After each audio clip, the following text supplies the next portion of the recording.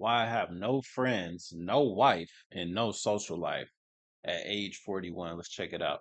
What's up, YouTube? What up? It's your boy, Mark Clyde from Nice to Rise meet and you, Fly. Mark. I want to give y'all a personal video today, as I've been on YouTube for approaching 1 year now.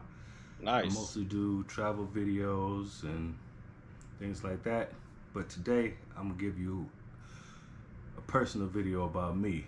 Let's hear it. So, just trying to give you guys some Give us some game. introspect, I guess, on who I Okay. am as a person outside of just being a creator. And in this video, I'm going to be explaining why I have no friends, Word. no wife, and no social life at 41 years old. Let's hear it. And I'm going to tell you why. First of all, I have to give a shout out because I did get inspired to do this video Okay. by watching a YouTube video of a guy. What's His his name, name? I believe, is Let Him Know Zoe. Okay. I heard of him before. And I was really inspired by the honesty that he I've heard of had him before. portrayed in this video, and it inspired me to open up as well and explain why my life is the way that it is right You now. know, real talk. I love seeing videos like this, and I'm glad YouTube has recommended me more of these, but I also would love to see more people doing it. You know, just everyday people talking about their everyday life. Because even though they everyday people, everybody got some type of story to tell, and I'm interested to hear it. So the story kind of begins as a kid. I'm gonna speed it Of up a little course, when bit. I was young, I was the only son. I had two older sisters, have two older sisters. Okay. One is 7 years older than me, one is 3 years older than me. And so growing up, it was just basically I'm the only boy in the house, you know, That's gotta be hell. and I was the youngest also. So growing up, That's I kind of, definitely was hell. alone a lot, in my own room, doing my own thing, you know. Occasionally, of course, I did have family members come visit, cousins come by, and, family. But overall, growing up in the house, it was pretty, lonely. I was to myself a lot. So by the time I did end up going to school, I was kind of like, I guess you could say shy. I didn't know really how to interact and make friends very easily. So growing up, I had very few people that I associated with in school, and eventually I did meet some people on my block and became friends with throughout school, middle school, and high school. And even then, though, I never really liked big crowds of people. I don't know if that had to do with me coming up in a household the way I did, always by myself, but I just never gravitated towards large crowds of people. So whenever I did make friends, it was usually like I just wouldn't let myself easily, open up to a lot of people. So I might have had, like, growing up, I would say total maybe like 3 friends. But really, Nothing to wrong with me, that. even some of those people, they had their reasons for, wanting to be around me, whether it be, because they needed something or, whatever the case may be. But I know, truthfully, I could say I have one friend that was like, down for whatever, ride or die, give me his last dollar. And we always was together, growing up, hanging out. I would say from about the age of 13 to, I guess I could say 19 after we graduated. And yeah, closest friend growing up. And our teenagers sometimes get in trouble here and there, doing wild stuff, crazy stuff in the street. Long story short on that, after a little bit after graduating high school, I'm trying to figure out what to do with my life, and financial situation wasn't too great. Didn't know how I was going to make it if I moved out on my own, so I ended up enlisting to the Army. Yes, sir. Who? Once I got in there, that one friend that I had, I mean, we still talked occasionally on the phone, but during like boot camp, you can't talk on the phone at all. So it's like no connection with anybody from the All you outside can do is world. send letters. That's Um, it. Once I got out of that and got to my unit, I spoke to him occasionally, but we're in different states. At the time, I was living in Clarksville, Tennessee. Okay. Uh, that's at Fort Campbell, Kentucky, but it's like right on the borderline. Anyway, yeah. So while I was in there, I've been there for a couple years. I did. Um, I've never been to while Fort I was in Campbell there, before anybody and has. we kept in touch. I still had his number. Uh, and when I was in there, it was like the same thing all over again. Growing up, it was like I'm meeting new people for the first time, and I don't really know who, like, what's what, who I could really, you know, trust, I guess. So I guess you got to put yourself out there a little bit. So in that case, I did meet some people in my unit that we hung out. I hung I'll be right back. out with, but I can't really call them like. I wouldn't say they was like, you know, my friends growing up. Of course, it's people I just met, and we going overseas, getting Your deployed battles. pretty much right after I got out of basic training, got deployed Where'd you to go go? to Iraq. Oh As soon as I shit. got to my first duty station, so all these people I'm meeting just for the first time, and Yeah. you know, you really want to make sure you surround yourself with real people that's going to stand by their word, because these are people that you're going to war with, and you never know Well, it's good you what's got going a to happen dog in over the there, house. and you might need people. Of course, you're gonna need people, and you get in a bad situation. So anyway, uh, I did have a couple people that we hung out with on a regular basis. That I hung out with on a regular basis there.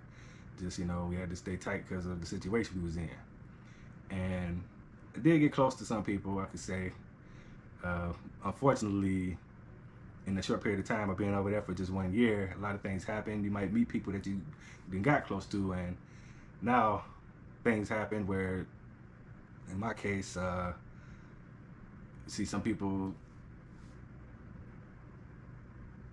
not make it back, while you're over there, and you know people that you might have gotten close to, and something happened to them, That's and the hard part for real. it just made me feel like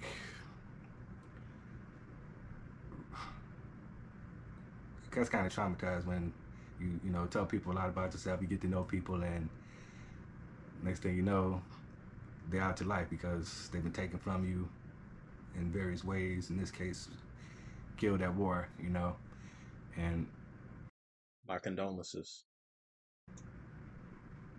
that really kind of did a number on me too, in a way, like where I felt like I didn't want to get too close to people because I, might end up losing them, Yeah. So fast forward about, I was over there deployed for a year. I get back, uh, thankfully, you know, no loss of limbs or legs or anything like that in one piece. Uh, so I get back home to my hometown, Detroit, Michigan. I'll say being a combat veteran, there's always something that combat takes away from you. And it might not be physically. And I see my friends I grew up with, some friends, at least the one guy that I spoke about as being my main ride or die friend, I still had him when I came home. Although other people had also passed away when I got Damn. home from things that just happened in the city, bad situations, crazy things. So the couple people that I could call my friends still left on the block. Two of them was gone Damn. from, you know, getting murdered in the city My condolences again. and accidents, you know, vehicle accident. One guy got killed by a car, and the other guy got shot on New Year's Eve. My other friends. So then I only had one friend, and at that point, it really made me, after coming out the military and losing people there and losing friends I grew up with, it really made me start feeling more, standoffish. Like I didn't want to associate with people or let people get too close to me because out of fear, kind of. So shortly after I got back home to Detroit out of the military, at the time the situation pretty bad there, with the economy. That was like, 2004. Ah, okay. It just started getting bad, like, the United States, as you guys know, with the recession and all of that. So wasn't really no opportunities in Michigan at the time. I'm over here shaking my head, bro. I was like 2004. I was like 9 years old. So I ended up moving to Florida. because my mom, she found a job here because, situation up there, people getting laid off. She worked for the airline at the time and came down here and found a job here. And when I get out, she said, yeah, you should come down here to Tampa, Florida. So that's why I ended up moving to. About a little less than a year of coming back out the military. So around 2005, I moved down here to Florida. And I talked to my one friend that I had left when I was there. Before I left, like, yeah, just letting him know what's happening. Like, yeah, I just got back, and it's hard to find things here, man. I'm still trying to figure out what to do with my life. I did manage to save a little money while I was in the military, but not enough really to, get out on my own because, I couldn't find a steady job there to support what I need to do to move out on my own. So that's when I told him, yeah, I'm kind of thinking about moving to Florida. I think I'm gonna move to Florida. I heard there's more opportunities there. I'm gonna put my mom there, and I don't know how to feel about when he told me this. He was just like, look, man, why you going out to Florida, man? It ain't gonna be no better there for you either. I'm like, Damn, man, that's cold. Like, that is cold. I'm trying to, I'm telling you, You man, trying to do as a, something? person I grew up with, one of my best friends. And Damn. only thing he had to say is like negative stuff about it. So I'm like, well, maybe that's just his way of saying he don't want me to leave. But, as a man, you got to do what you got to do out there. I mean, you got to try to figure out a way. Everybody got to try to figure their own way in life. So I ended up, after that, we still remained, friends, of course. I ain't, put him down just because he talked negative. But I ended up moving to Florida. And, we stayed in touch over the phone and stuff, years went by. It just kind of like, we spoke less after being apart from each other, I guess. And That's to the life, point bro. now where, Yeah. we're not speaking at all.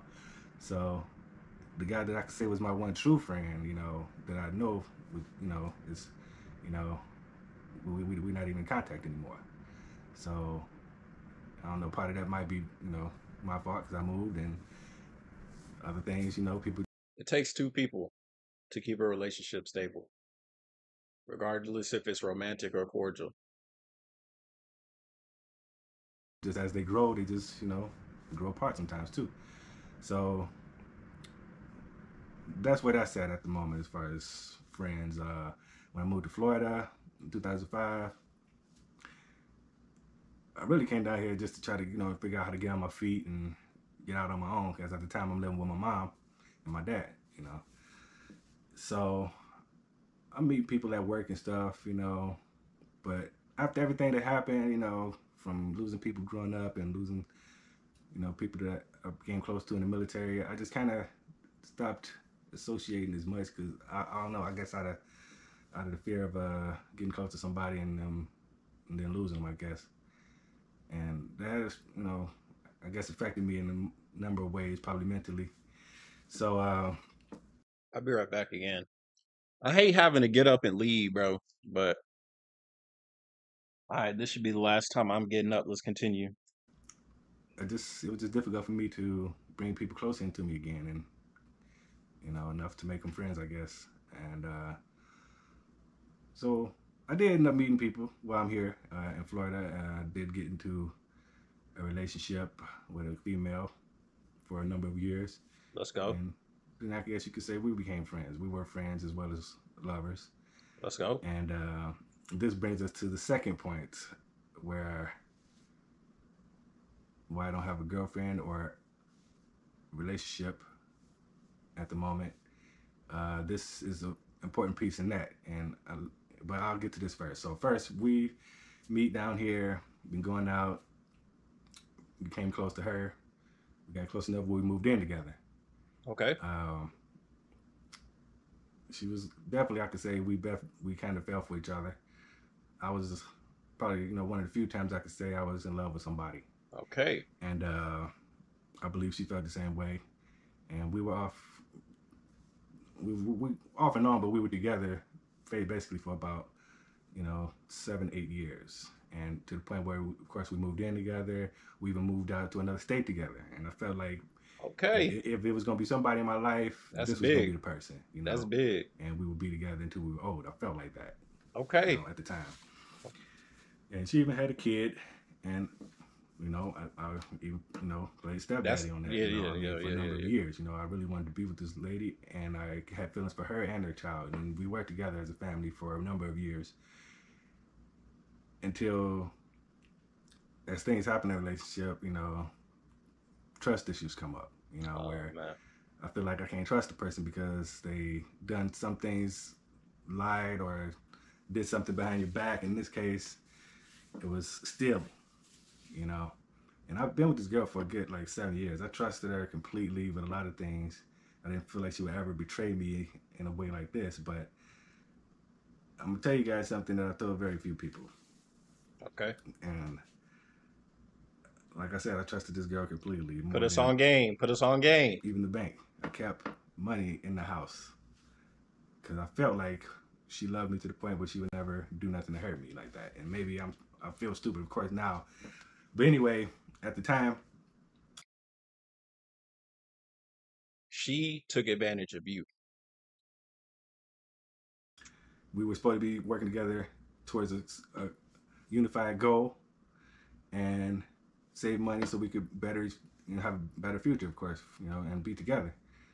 And I thought we was working together, but turns out she ended up getting a job and meeting people there, and they get in her head and tell her stuff like whatever.